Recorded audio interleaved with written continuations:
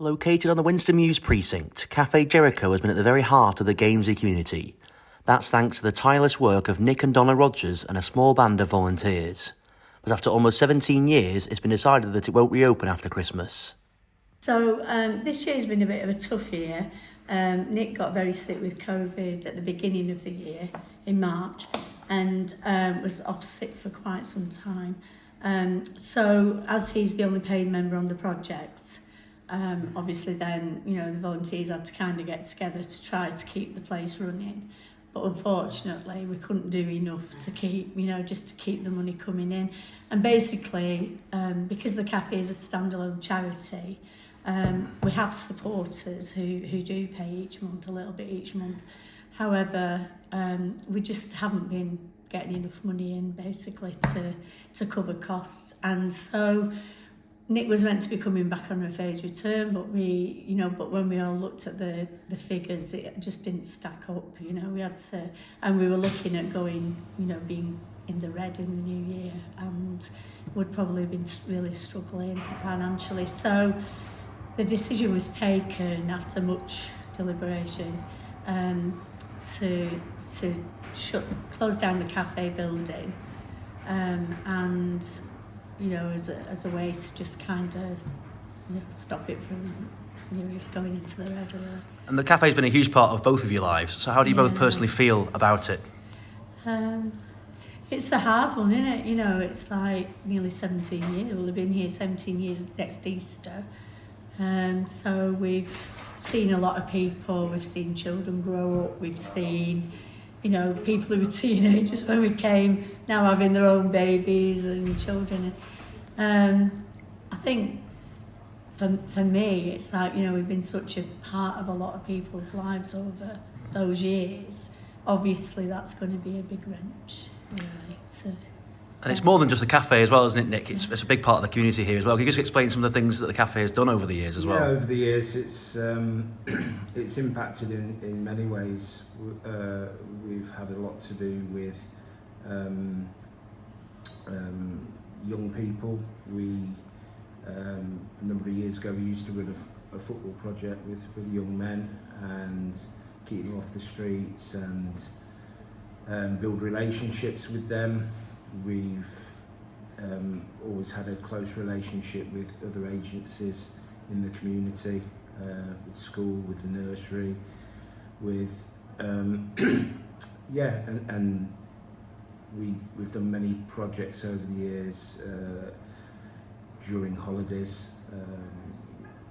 like craft groups and stuff like that at Easter and in the summer, and just everything about this project has been about building relationships in the community and serving the community.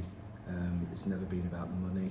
It's always been about relationship and trying to help and fill a need. We've done stuff like food bags, and we've always fed people if people have had no money.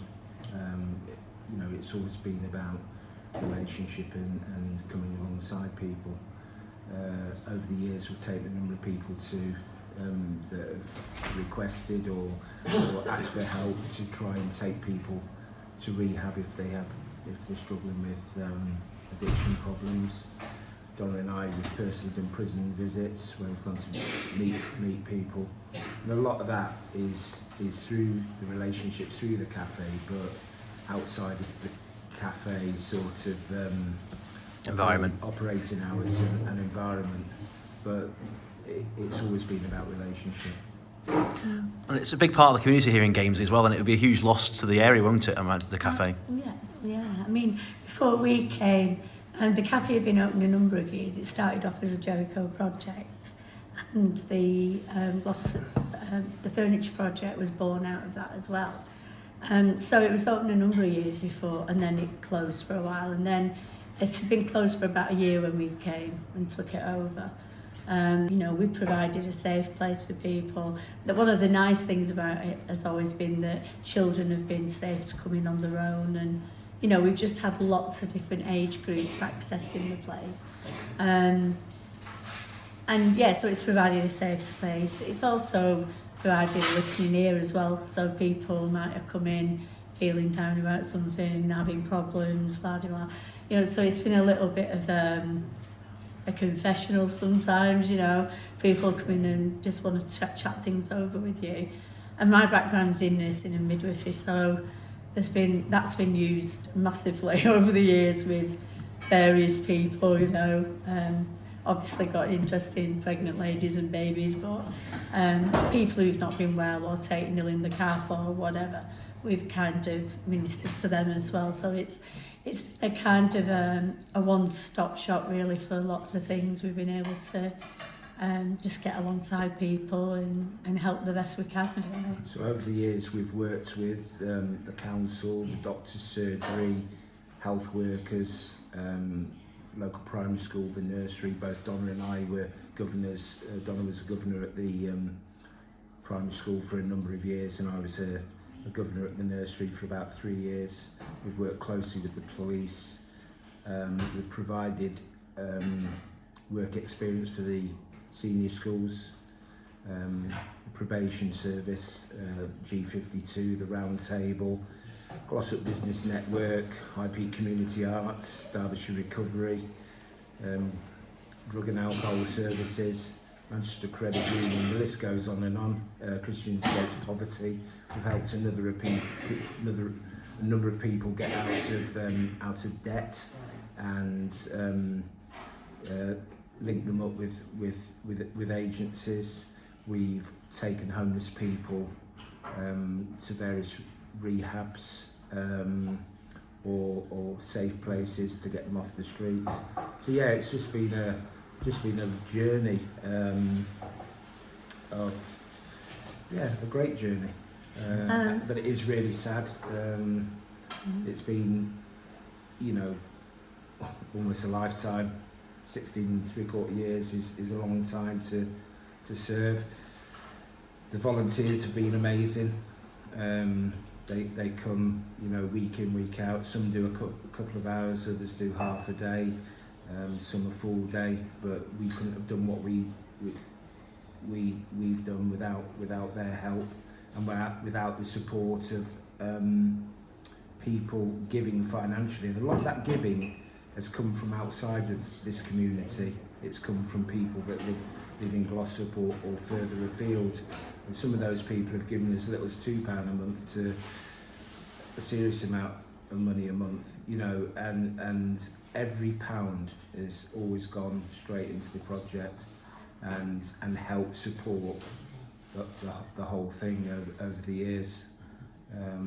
It's been a great thing, and it will be sad.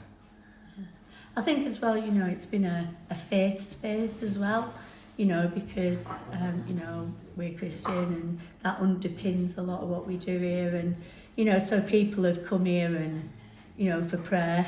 People have come here to, you know, when they've not been well, you know, they've come here for, you know, just to kind of get some comfort, some consolation.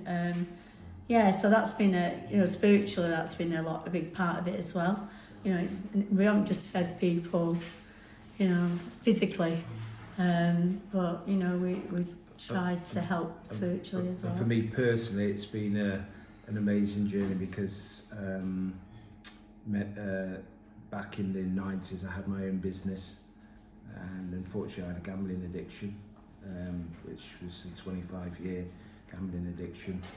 And when somebody approached me about running this, and somebody just literally came up and said, I believe you're the person to run this business, I ran a mile, because I don't ever want to go back and run a business, handle cash again, and get involved. And we came to look at it initially, and it was like a real dump. There was some work going on and tables and chairs piled up all over the place, but as soon as we walked through the door we fell in love with the place.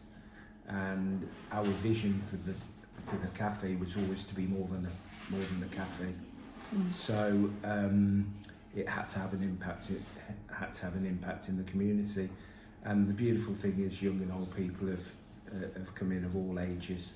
But for me, it's been a time of healing, because I've ran a business for this long and kept my hand out the till, and and I've not gambled for the whole of that period, 18 years, so I've been free from gambling. So just from that point of view, it's been an amazing journey, and through our experiences and through our lives, we've been able to help other people. So like Donna said, with the nursing background and everything, and my life experiences, we've been able to impact lives of people. And the beautiful thing is when people come in and share a little bit of what's going on and how they've moved on and how things have progressed in their lives, and you know, giving you those little bits of encouragement that are so important in jobs like this. Yeah. The food has always been the vehicle. The food has always been the vehicle to drive something much bigger, and our faith has been at the core of that all the way along. So the kind of the amusing thing about it was, though, when we first get in there, somebody said, "Do you know what that building used to be?" And it used to be a bookmaker's at one point, and it's a bit like irony for you, Nick, so almost, it was wasn't it? kind of, you know, we always say like God's got a sense of humour. And on the back of that, we've written our memoir. Which has been about a 5-year journey. Donna's written it, we've self-published, and that's been on the market for about a month at the moment. But and that is a book of hope, and it describes how we came through, because we got married after meeting in Paris, and it all went spectacularly splat within the first 2 years, and I went back to gambling. But it tells the story of how our relationship healed and how we came to this place. What does the future hold now for you both in the new year once the cafe closes? Well, I've still got a couple of health issues that need addressing, but you know, we believe that God has got something for us in the future. We don't know quite what yet, but we're just going to be a little bit patient initially, and I need to work financially. I need to do a little bit of work, but I believe we've got real valuable life experiences that we can help in the community. Where that is, I don't know what at the moment. Well, Nick and Donna, thank you very much for taking the time to speak to us, and I think the community will certainly miss Café Jericho. Thank you very much. Thank you. Thank you.